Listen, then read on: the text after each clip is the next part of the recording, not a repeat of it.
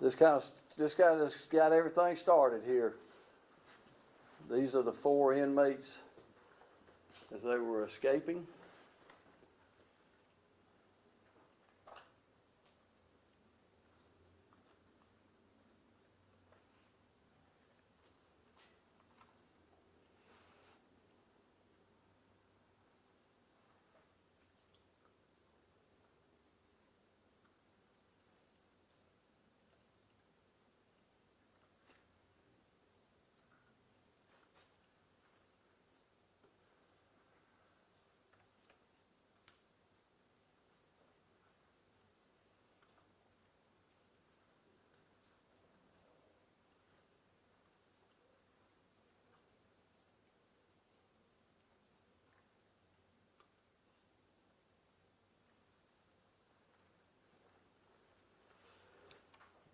All right.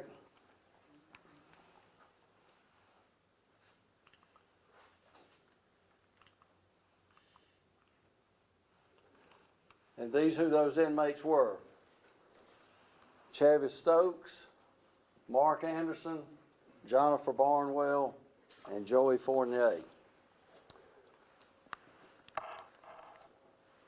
As soon as we were made aware of the escape, certainly everything went into play, and that's when this team that's assembled here all came into action with those and others that came to work and participated in the manhunts and in the captures of these individuals. The biggest break came when we confiscated or was able to find on the 20th of October, when we found the blue Dodge Challenger. And yes, this was the right car that we found. You'll remember there was some talk that we got the wrong car, but we got the right car. That sort of gave us a good break in the case. When we found that vehicle, it was able to lead us to other vehicles, but the one thing that finding that vehicle did led us to Jacqueline Williams. You see his picture there. He's arrested and charged in connection with the escape. We believe that Jacqueline had brought some contraband items to the jail prior to the escape in that Dodge Challenger. Jacqueline Williams's arrest led us to Christian Williams, who a few days later, U.S. Marshals Service personnel as well as Bibb County deputies went to an apartment over off of Vineville and were met with gunfire from Mr. Williams, Christian Williams, and then we believe that he subsequently took his own life. Christian Williams led us to Micaiah Williams. We don't believe any of these folks are all connected, all kin to each other, but they have the same last name of Williams. That led us to Micaiah Williams, who then led us to Janisha Green and Jacorcia Smith. It was determined that Miss Green and Miss Smith were basically swapping cars while they were going to visit Mr. Barnwell over near Augusta. They both were taken into custody and charged in connection with hindering apprehension of Mr. Barnwell. In addition, we made it our business to get involved into the mafia business and did some warrant sweeps, and as a connection to those, these individuals here were all arrested and charged with drugs or either gang activity, and some of these individuals were also charged federally. Two of the more prominent folks that are listed up here are Tarico Balcom and Alfonso Clyde. These are very particularly Alfonso Clyde.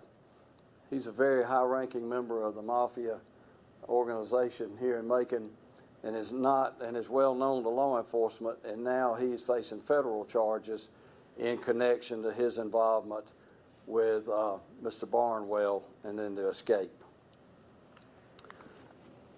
While working on this end, investigators and U.S. Marshals were able to make contact with people connected with Mr. Stokes,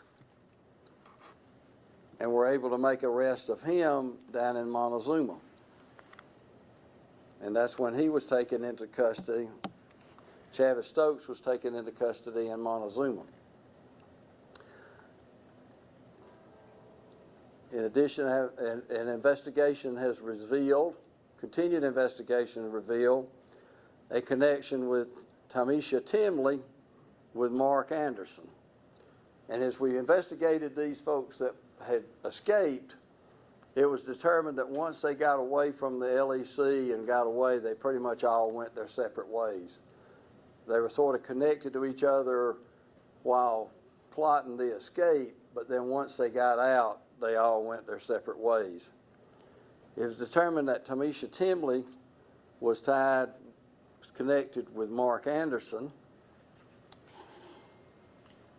and through investigative techniques, through our work with our intelligence analysts and search warrants on cell phones and that sort of technological investigation, we were able to link her with Mark Anderson and found out that he was staying in a place in Atlanta.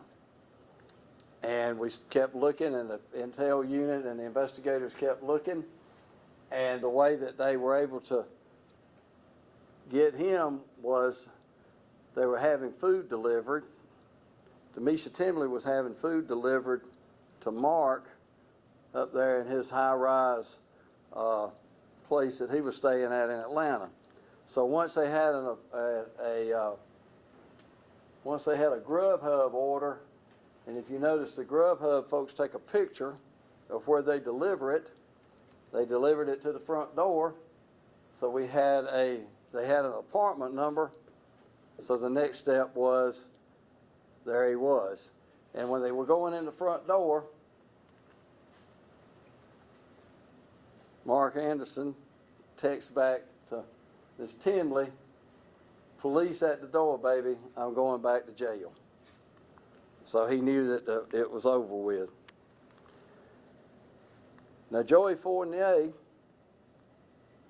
sort of went off the grid for a little bit, but we had been in contact with his family and working with his family to where finally he decided to give it up.